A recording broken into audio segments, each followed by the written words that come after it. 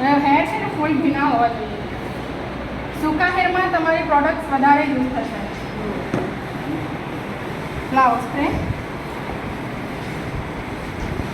સુકાઈ ગયા hair spray કરવાનું.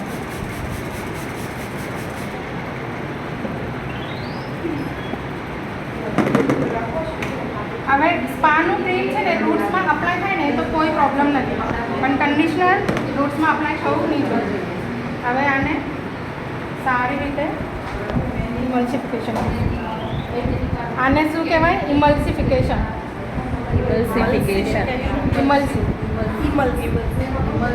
હા, ઇમલ્સિફાઈ કરવાનું ક્રીમ. તમારી પાર્ટીશન છે ને ક્લીન ને નીટ આવી જોઈએ, કેમ કે આ જ સેમ સ્ટેપ. આમાં હું મોટા મોટા પાર્ટ લઈ છું અને જ્યારે કેમિકલ કરશો ને એમાં પતલા, પણ સેમ સ્ટેપ આવશે અને મલ્સિફિકેશનનું પ્રોસેસ પણ સેમ આવશે. એટલે તમારે કેમિકલની પ્રેક્ટિસ છે ને સ્પામાં જ કરવાની છે. આપણે અહીંયા નથી. પૂછી જોયું મેડમ.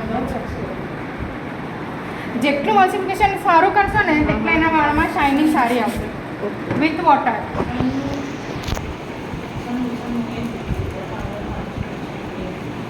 આટલું સ્પીડમાં કરવાનું.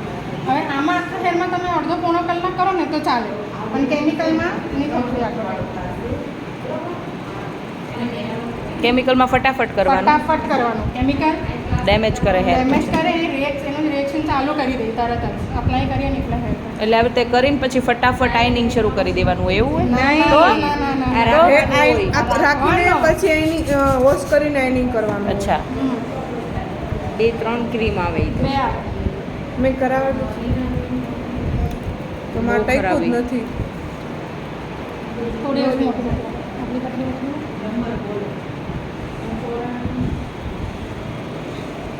હવે આ સેક્શન છે ને તમે રોંગ આવ્યું. ડાયરેક્ટ અહીંયાથી આગળ આવશે. હા, અહીંયાથી અહીંયા પાર્ટ પડશે. હા સેક્શન. હા હા, તમે અહીંયાથી જ આવી રીતે આપો ને એર સુધી. અહીંયા સુધી છે ને ક્રાઉન સુધી આવી રીતે ડાયગોનલ. હા, કેવા એને સેક્શન કહેવાય એને? ડાયગનલ. Forward diagonal. આમ આગળની પડે, પાછળની પડે ને બેકવર્ડ ડાયગોનલ.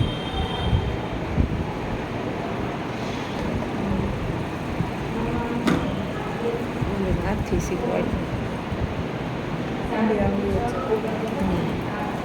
પછી ઉપર જે પોળો ભાગ હોય ને એ આંગળી વચ્ચે, પછી નીચે આમ હાથે જ. ના, ઉપરથી નથી. ઉપર 2 આંગળી વચ્ચે આમાં પછી નીચે. અહીંયાથી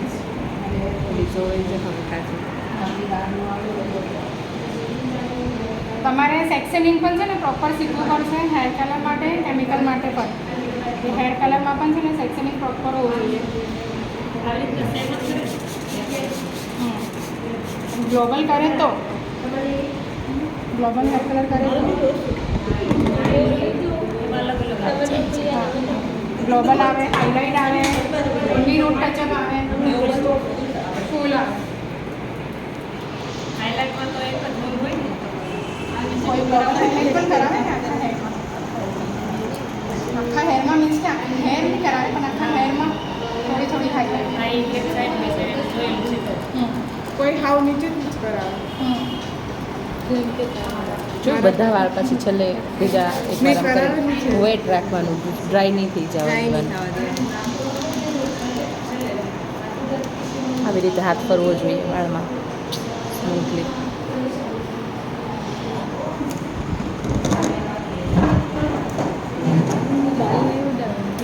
મારું ડાઉન નથી. એટલે તમારે એકદમ ભેગું પડશે. આપણે બ્રશ તો કલરવાળા બ્રશ કેમિકલમાં યુઝ નહીં કરવાના, કેમિકલવાળા બ્રશ કલરમાં યુઝ નહીં કરવાના. અલગ અલગ. સ્પામાં પણ નહીં યુઝ કરવાનું. ના, એટલે સ્પાનું ને કેમિકલનું એક રાખી શકો, પણ કલરનું અલગ. લઈ લો.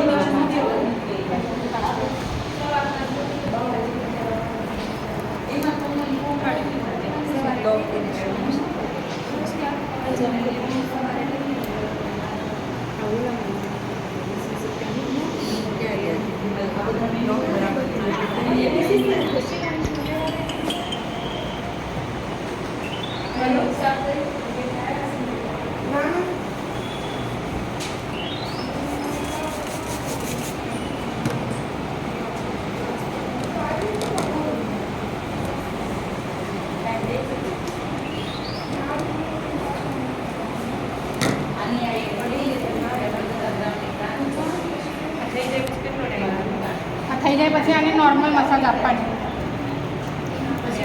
હા હા, પછી આને પણ સ્ટીમ આપવાની. હવે આપણે ઓઇલ મસાજ કરીએ ને તે રૂટ્સમાં નરિશમેન્ટ માટે કરીએ અને સ્પા કરીએ ને તે હેન્ડ્સમાં નરિશમેન્ટ માટે કરીએ.